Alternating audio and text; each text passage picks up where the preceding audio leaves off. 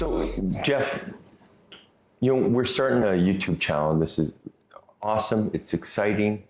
We met as I was working on a documentary film about the champion formula, and you were doing Muay Thai, a fighting match. Yeah. And we've had conversations after our interview. We did an interview, and we found that we had several things in common, but more complementary things. Mm-hmm. So we complement each other, and we thought, man, it would be good to do a podcast. Yeah. Right now, I would like to get within this podcast more information about the MLK Abilities and the OWA. But to understand that, we need to understand you and where you came from, your childhood, your thought process, how you developed into this business that you're into. So. Thank you for having me on this amazing podcast that I hope going to have a lot of success. However, and whatever is the outcome, we do it for fun and to spread a good message, I do think. So thank you for putting the work into that. And who am I? I'm Jeff Malek. I'm from France. I'm 33 years old, soon in 2026. I'm from the Basque Country, southwest of France, in a city called Bayonne, or Biarritz, for those that know it from the surf destination. I used to surf since I'm 14 as well. I did plenty of different sports. I'm from a very healthy family overall. My parents just divorced when I was pretty young. But my sister and myself were pretty respected into the relationship, and we were put forward in the front, right? We never missed anything, right? I don't say it was easy all the time, obviously, but great parents, great environment to grow up. My dad did 20 years in the Special Forces in the French SAS. My mom used to work in the informatic world. So I always grew up in a world where I was surrounded by very high-level people with big training, big mindsets, big physics, big capabilities. These guys that were sent everywhere in the world. So I always seen my father as a hero and as a person that was an example in my eyes. Used to play American football as well for more than 11 years at different levels, from the deepest, like the lowest level in football in France, in the middle of nowhere, to semi-pro in Canada. And I include as well the French, the national team. Played in the university, in college. I also did martial arts since now 8 years, on and off, with 4 different fights, 3 wins, 1 loss on decision. One of them was the last one where, as you mentioned, you were present. I do think that was a great experience. The organization was great. It was the Okanagan Fight Night. I really wanted to help you to provide good footage for your documentary. I wanted you to see how it is when we get ready, and at least my way.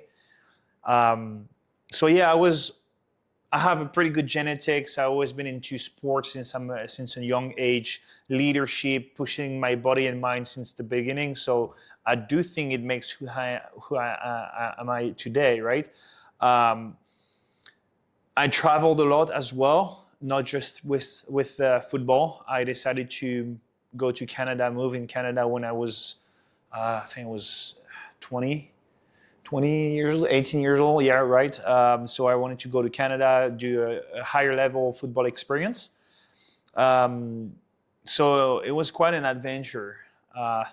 And after that, after doing my stuff, I was also a welder on the side. And being a welder taught me about how to use my hands, how to see the world, the environment, how to use my brain and body differently than in sports, right? But also being a leader in another environment that's on a football field. So I do love to build the creativity behind this right? There is different world in one trade for sure, like this. But I love that for this. Um, I I also after I've been in Canada, so I played football, and then my big career stopped right away because I figured out that university was not for me anymore. The Canadian football system is different than the American one, so I didn't find my joy anymore. Also, the friendship I used to build with in other teams, I kind of lost it. And in the end of the day, I used to play football because I loved it, and I figured out that I didn't love it anymore that much. So no more drive, right? Also, it was quite the money to play football and have values. And even though my dad could provide, I was like, for me, it was nonsense for him to provide 12 grand to just play football. And football, I don't like as much as I used to, right? So I decided to cut this. It was a tough decision. Went back into the welding world by night, but also I started to play American football in a semi-pro league, which was an American system, right? So 4 down and so on. So I started to find like more joy into football and wanted to go back in it. But after that, dealing with the night shift plus the training plus the games on the weekends and the trainings, it was not possible. I finished the season. We finished champions of Quebec, which is one of the strongest province in Canada and level in Canada in terms of football. So, and after that, I decided to stop. I really wanted to become a police officer or at least to go in the military at this time in Canada, but I could not because I needed to become Canadian. And I tried everything. It was very complicated, a lot of time before being an actual Canadian. So I decided to leave everything I had over there, left my girlfriend, my cat, I remember, my car, my apartment, my job, everything. And let's start from zero in France back again. Obviously over there I have my family, so it was easy to start again. You know, the door was always welcome. My parents' door was always open and welcome to come back. And then I decided to enroll in the military. Once I did that, basically what happened is you have to get ready to prepare for the test, which is the hardest test ever because you can, at this time at least, you could enter as a civilian and not doing a career before to enroll afterward. So I could enter directly in the military in a special force regiment, which is called the French SAS, Premier Paiement, which is the actual regiment where my dad did 20 years. Okay. At a very high level in the best company and the best missions. He is actually one of the, I wouldn't say the creator, but the one that used for the first time the INVEX, we call it INVEX, investigation and extractions, which means CQB in a modern world. So they were one of the first one to actually apply that in missions, right? So I come from like a family that is right into that and that things, and I was always passionate. It seems I'm like a toddler, I would say, I want to do like that, right? Yeah. So it was the time to prove it. So I had to train, pass the test, pass not just the physical test, but also psychometric, mental tests, physical tests, emotional tests, and you have an interview with someone, which now one of them, actually the world made it happen. I don't know how, but Dominic was one of my interviewers to enter in the selections. So it's even before, I'm not in military yet. And they test you, and now Dominic is working with us in MLK Abilities, which I'm going to introduce right after, teaching CQB and shooting courses and so on. So the world is so small, right? We're now in Canada, and I see these people from my past coming back. I do think that it happens for a reason, and I'm very happy and grateful about it. Go into the selections, which lasts, almost a year, because I decided to stop just before signing a contract for personal reason. I don't have to go over it, but basically I figured out that the system is not what I thought, the values behind this is not what I thought, or is not anymore what I used to think it is. So it was a tough decision, obviously, a lot of pressure. You know, when you the son of someone that did 20 years in one regiment. You have a lot of pressure. People think it's helpful, but it's not.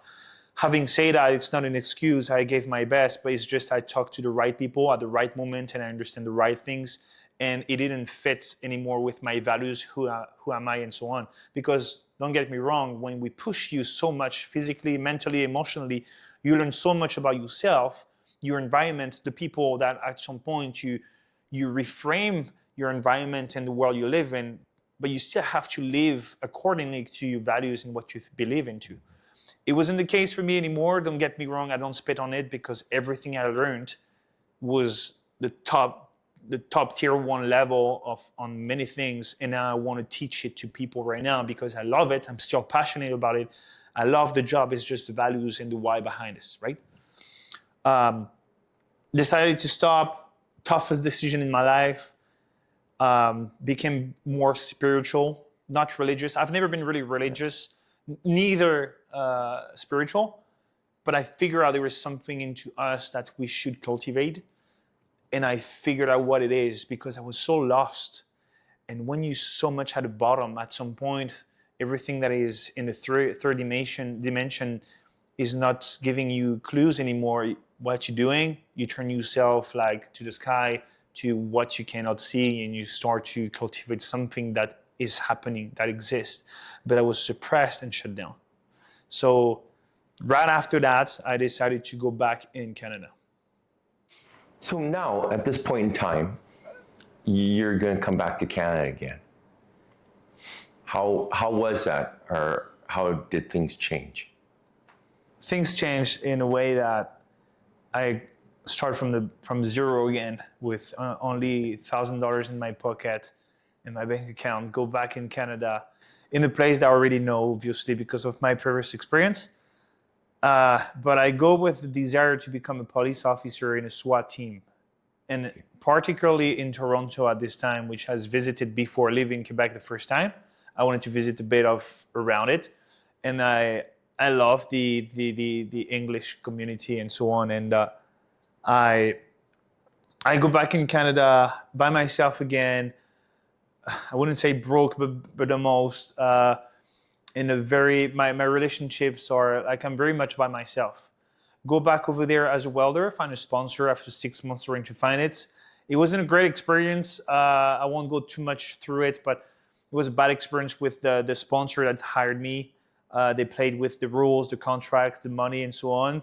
In the end of the day, I found another business that sponsored me anyways, and that wanted me to work for them for better pay, better conditions, and so on.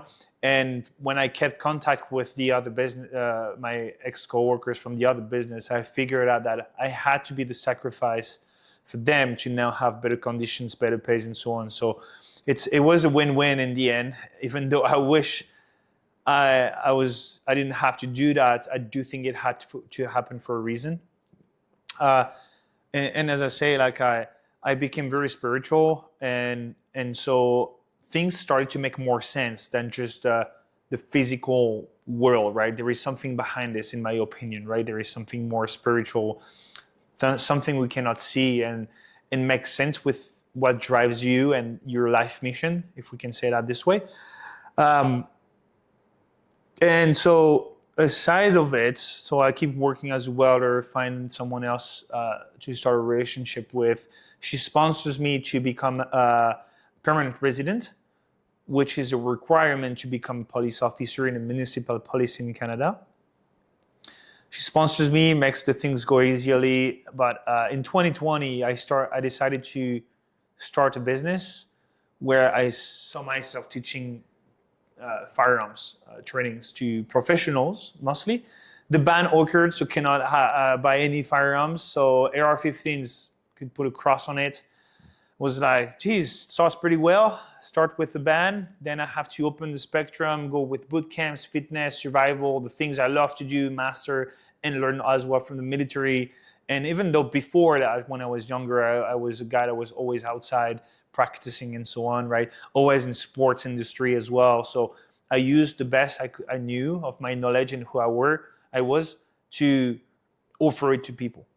So it helps me to run the business, make a name, doing some boot camps. So I created a very small obstacle course that has nothing to be compared to the new one I've built nowadays. But basically run the business, and then COVID occurred. And I'm like, geez, okay, this is another problem. Now I have to deal with politics and rules where they say you cannot meet with people and so on. In my opinion, without going too much forward and too deep in that rabbit hole, is like, for me it was just bullshit. It was much control, and I didn't like it, and it was actually slowing me down to actually explode in terms of, like, becoming a bigger company, right? So people loved, anyways, whatever they were saying in politics, especially in Quebec, that was very strict. A lot of people love the fact that I show up and I say, whatever they say, I'm going to provide the training you desire by the time it's in a proper structure and manner, right? Because I still have common sense, right? I understood the situation, but you have to play with the rules, right? So it was still safe. People loved it. It was still pretty slow to be built, but it happens. And then I was still a welder on site, right? Because I couldn't live from my business only. It was too much of a beginning, and very, very specific as well, right?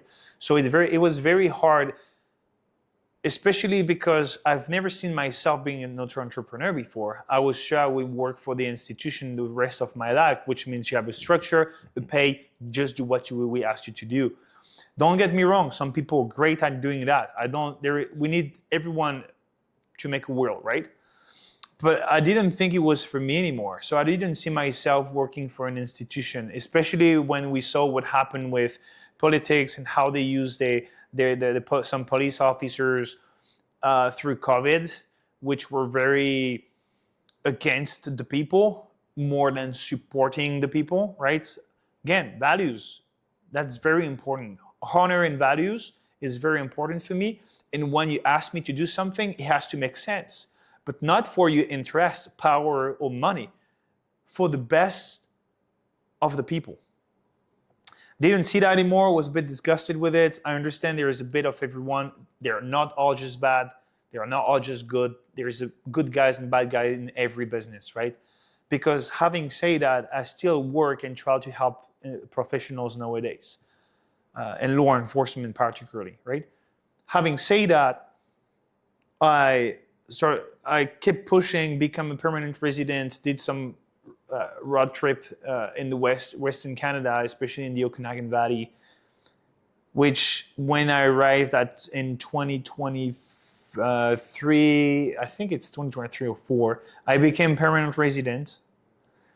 Started to work, I remember it was during the winter. I was working as a welder in a very dusty and dirty workshop. It was a paper workshop, like a factory. Received that message. It was so much of a relief. I was like, finally, I get it. Because when you depend on people, on the job, and you have to show up every day, and don't get me wrong, it's not an easy job. Like, I didn't choose the one you sit and just swell on the table. I was going in everywhere, like in mines and gold mines in the north, in the cold, in the hot, and so on. Don't get me wrong, I love the when it's diverse, but it was a hard job. And at some point, I want to do something else. I was driven by my business. I want to expand. It's calling me, right? But I also didn't see myself living anymore in Quebec at this time. So after visiting the Western Canada, I wanted to move. As soon as I became a permanent resident, I built my truck and crossed Canada in the Okanagan Valley, British Columbia, which I visited before. I went up to Tofino to surf and reconnect with nature, came back, find a job as welder to settle, and restart my business from zero. Again, because no one knows me here. This is in English. This is not my primary language. I have to become more fluent in English, which I do think is way better than when I arrived. Obviously, we have that conversation right now. And I had this idea to expand a bigger obstacle course. Did a post on social media, find only one person that was very positive about the idea instead of criticizing or being very negative with me. She was like, okay, let's talk. 30 minutes, an hour. She loves the idea. She said, I have a land for you. She's a native, Dolly Kruger, amazing human. She showed me the land. We go over there. I'm like, that's just beyond my expectations. It was too good to be true that it took me a year to actually acknowledge, well, yeah, okay, let's do it. Because I didn't know the place, right? It's still 20 minutes out of Penticton. But I had to understand how people work here. Is 20 minutes too much or not enough? Right? In Quebec, 20 minutes, it's like 5 minutes here, right? But here, 20 minutes, it's a long way because everything is it's so close from each other, everything, right? So I had to understand, is it a smart move to invest 30 grand, all my savings into that, or I have to find a better place, more place like closer to Kelowna, right? Which has a bigger population. And I decided to go 2 feet in it, drop my job. I was a bouncer, I was in security, I was a welder, and I used to run my business. I was exhausted to the point that I couldn't follow anymore. And I understood that it was against my health at this time, right? And I decided to do, okay, you know what? I jumped 100% into it. Very scary, right? Because now you rely on yourself only in your job. And I'm a very hard worker, but I always thought I didn't do enough. I'm very hard with myself and on myself. And anyways, things worked pretty well. Built the obstacle course in under like 2 months, which was crazy because it's a military style, military grade obstacle course. Like this is strong. This is not 2x4s and plywood.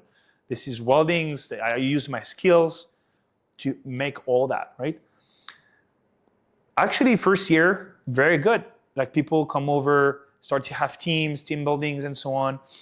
And I start to settle, find a new relationship here, very healthy.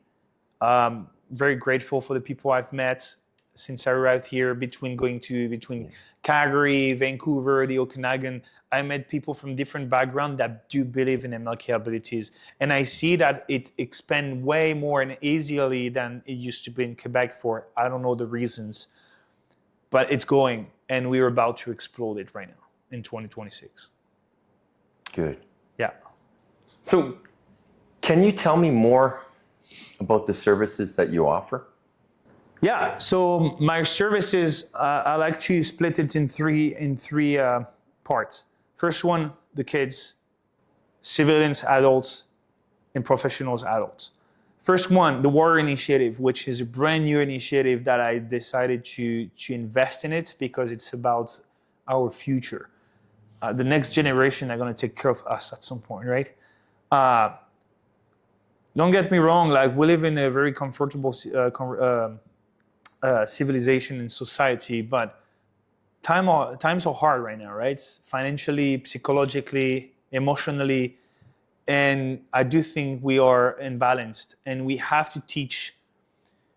We are still the messengers to provide the right values, techniques, knowledge to the next generation, and if it's lost, we are doomed. So I do think there is a very important mission we have to focus on, and this is the kids.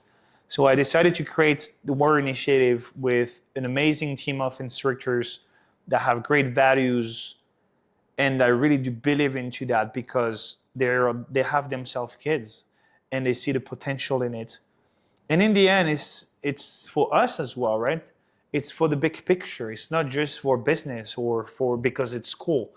So we teach them, basically see it as the scouts, but elevated, right? Where we do survival, discipline, respect, fitness, nutrition, mindset, emotional skills, social skills, all this stuff, the kids need it, right? So we offer that. It's already it started just few weeks ago, if not month, and it's exploding. Like they love it. They come back, and the parents see already the result behind this after 2 sessions, right? So that's amazing. After that, we have the civilians. People like you and I, they want to become better in survival, preparedness, fitness, mindsets, gear, firearms on a certain level. Obviously, we really select the people we train. And we do specialized boot camps with the Commando experience, for an example, that is a 40 hours course where we push you physically, mentally, in a way that you cannot find this anywhere else. Very interesting because we transform people. And then in the end, this is professionals, law enforcement, military, security, and so on. We train them on every tactical aspect, which would be tactics with CQB. Then it's shooting courses and executive protections as well as operational movements, mindsets, and fitness as well, adapted to professionals, whatever they are, law enforcement, firefighters, military, and so on. It's a big spectrum of professionals that I do think are very important because they're decided to sign up to be above the average of the society. They are the protectors and the guardians of the society, and they need to receive great training to assist the society, because it's a whole thing. So that's about what is MLK Abilities. And before, also, there is Okanagan Wars Adventure, which is the facility itself. So the obstacle course I mentioned, which is the biggest obstacle course in Canada, was, I would say, the largest, with more than 46 obstacles right now. So we use that as a facility for professionals and civilians for different courses, but also on the side for obstacle course, for kids, schools, team buildings, corporations, for adults as well, for people that want to get ready for obstacle course racing, like Spartan Race training camp. All this stuff we will provide it at Okanagan Wars Adventure, which is a physical facility that helps the business to evolve and get bigger. And we are actually have way more people and organizations coming in it that helps people to thrive and become the best version of themselves. What's your reason why to do this? I do it for the people, to change the world in a better world, to save the world, if I would say. I know I cannot, but we need, I like to say, light workers. Okay. People that work for the light, for the greatest. And I understand by myself I cannot save the world. But I do believe that as a community, a strong community that is prepared and trained, we can save at least a region, a country, a way to do things that can be copycatted from other communities or countries at some point. So my goal is to help people to become the best version of themselves, whoever they are, whatever they're from, because I do believe that whatever you have in terms of deck panel or deck card you have in front of you when you're born or where you're from, you still have a certain number of cards. It's up to you to use them the right way to finish with the best deck, right? It's like poker, I guess. Sometimes you have to take choices, make choices. You have to take some risks. You have to invest a bit more. You have to maybe step back. All the decisions will, in the end, make you the worst or the best version of yourself. I can understand it's not easy to understand how it works sometimes. So that's why at MLK Abilities, we provide mentors, instructors, coach, managers to help you to understand who you are and how can you become better with what you got right now and what we have to give or provide to you to reach that goal. So that's my goal, and that's the way I do that. So let's say there's someone that's looking at MLK Abilities or OWA. What makes you believe that you're qualified to teach, or you have abilities to teach? Mm-hmm. Very good question. And it's very legit. First of all, my training. The training I received is the elite training you can receive in the world, like French SAS is top tier 1 military training in the world. So I was taught by the best. I always push myself to become the best, which is as a welder, as a footballer, as a martial artist, as a military, as a coach, as a mentor, and also as a man. I mean, we are people, and we decide which label we want to have on us, right? I like to have different labels because my goal is to be a mentor and to teach people.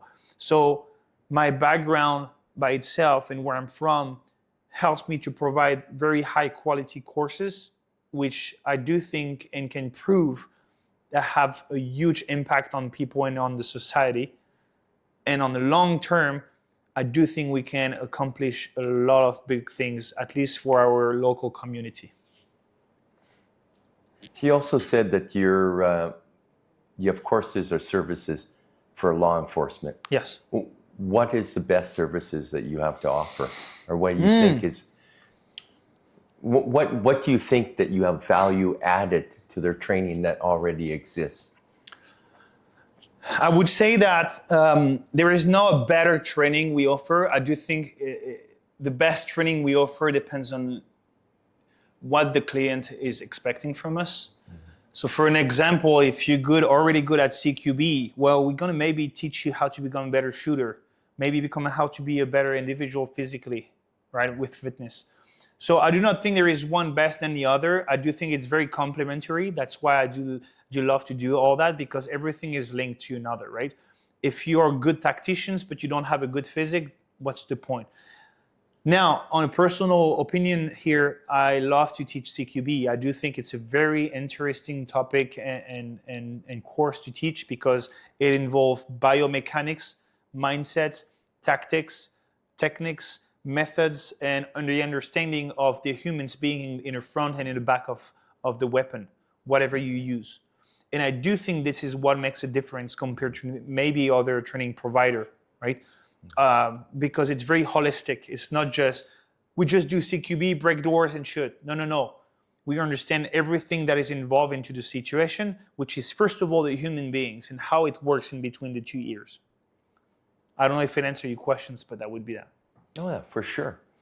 So now we talk law enforcement. So what you have to offer for civilians that you think is the best for them and to serve the community, and why? I do think that prepared people in general in society makes it more reliable and more an asset than a liability. I explain myself here. Tomorrow, let's say there is a storm or a flood, right? If most of the people in the community are prepared, skilled, understand how to manage their emotions, fears, body and mind, we actually can become way better and serve the people in the community better. So I do think, again, this is a big spectrum, and people have to come from who they are and where they're from, and they pick the best to become the best version of themselves that's going to serve the community and not just themselves. But in the end of the day, again, my opinion on this one would be, for adults as well, at least, would be the commando experience. This is a 40 hours boot camp, very intense, where basically you're in the skin of a military guy for 40 hours. You don't sleep much, you don't eat much, you push physically, mentally, emotionally. You do a lot with your obstacle course, survival. So you learn skills into that, right? Which when you get out of it, people are exhausted, but they are so boosted, like the confidence is boosted like to the top. And you can see that they are so grateful that they invested that much time and energy into themselves, because that shorter period changed them for the rest of their life, potentially. And I love the outcomes of that course. I would say this is my favorite one, and the one has very big impacts, which means change and positive change on people. And that serves the society or the community as well. So as you're doing this with law enforcement and civilians, my question to you is, have you had feedback? What kind of feedback have you got? Did they tell you room for improvement, or what they said, this is awesome, this really enhances who I am already? Have you ever had any of that? Yeah, especially for the commando experience, but even for self-defense and situational awareness for women. I've seen a woman that told me that that course was awesome. I learned a ton of things about myself and the world. Now, I also learned that I'm very aware, but I'm not capable to defend myself physically. So she understood that basically it was a a slap in the face. Okay, I'm not good at this, I'm good at it. What can I do to become better? Oh, by the way, we offer some fitness programs and training. Oh, that's awesome. She started the day after, and now she's so stronger. She felt more confident. She understood how it is to receive a hit in the face or in the body, how to send a punch or a kick, how to lift without getting injured, how to move properly, because she was a certain age. She understood she couldn't run like Usain Bolt anymore, right? So she had to fight back. Even though she was aware, she used to freeze as soon as she was like attacked or enclosed, right? Surrounded. So that is, I would say, feedback right away that you can see, okay, we can work on more from what you just learned. Same for professionals that did some CQB. And I do love to, and I preach by that, I lead by example. And as an instructor, when I show up, I have to show up fit with all my mind, and I have to do demonstration of what I believe and what I teach. By doing that, first of all, this is what we should show to people, because people come and pay for that. So they expect you to master it, but they also watch who you are.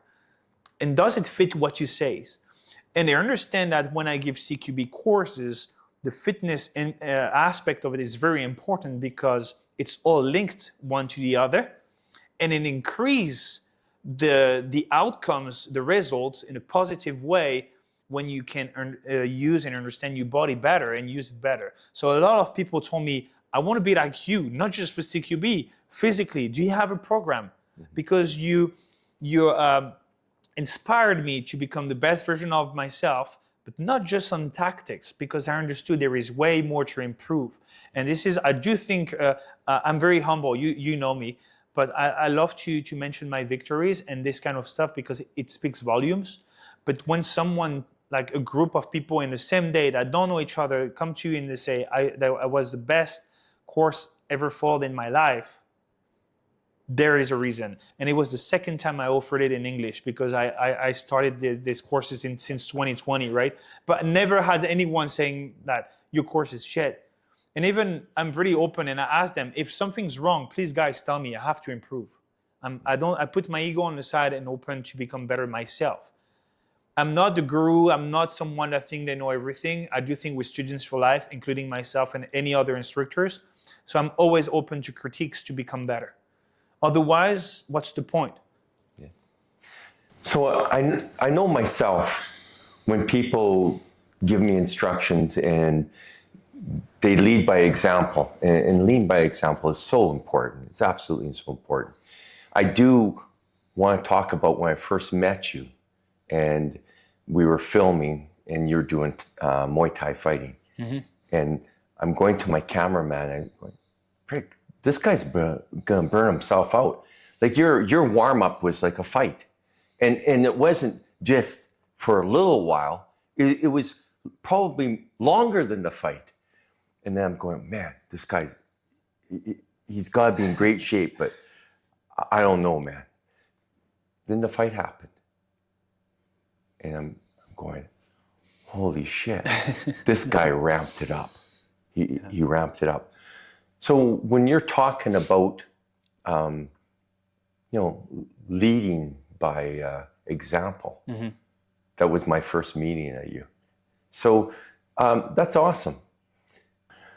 So we've already got to know who you are to a degree, or what you've done, and we've concluded that part of mm-hmm. our interview. I'm just going to give you a few rapid questions here. And, all right. And they're going to be rapid. What would people be most surprised about you? I do think it would be how emotional, how kind maybe, or gentle I can be, even though I'm pretty intense.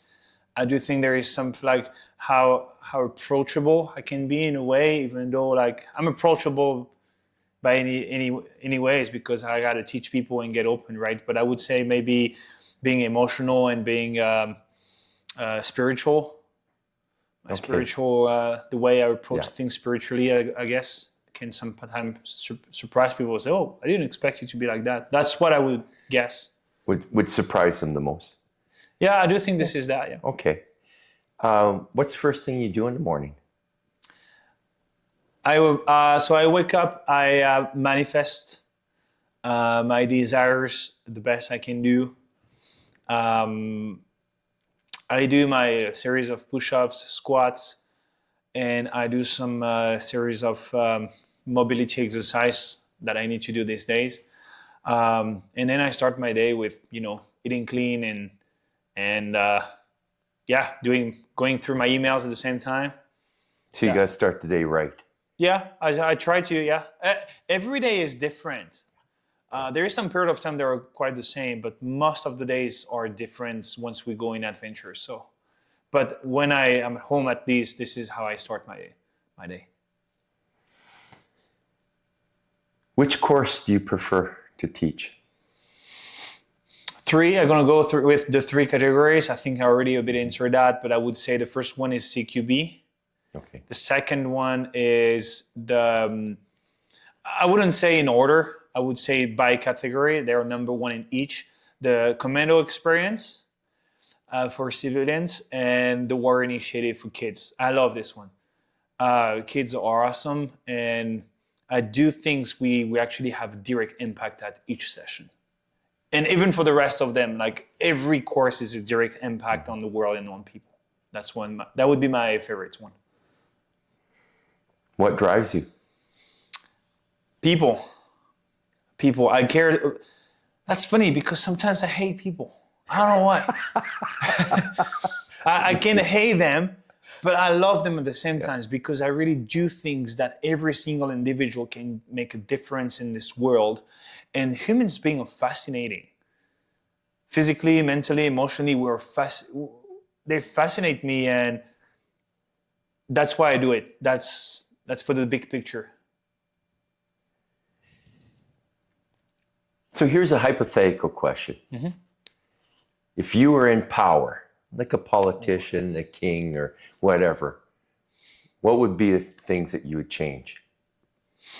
The first one would be changing the food process, getting rid of all the chemicals, not just food, but also what we consume in terms of, products in general. I would change that for sure because we are what we eat, right? And there is too much crap nowadays in our plates. And it affects us on so many levels. So I would focus on that first. The second one would be about, I would say, about security, giving back the right to people to defend themselves the right way, with the right tools, with the right training and permits, which I would say having the right to carry a firearm, anyone can do it by the time they receive training and the permits to carry and use it to defend their own conscience and the conscience of the one they love, which would be self-defense, home defense.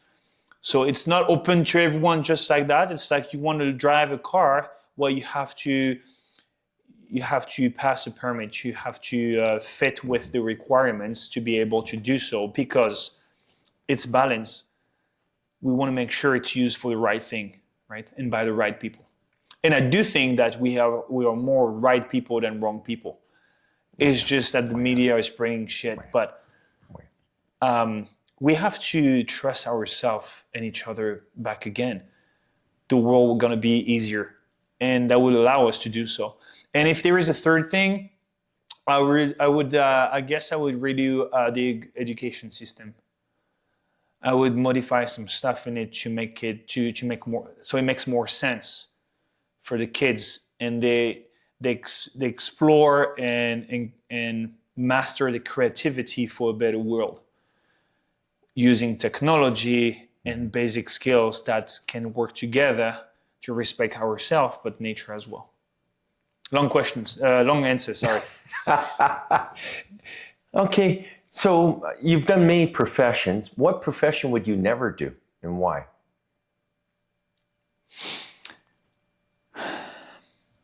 If being a criminal is a profession, I would not do it.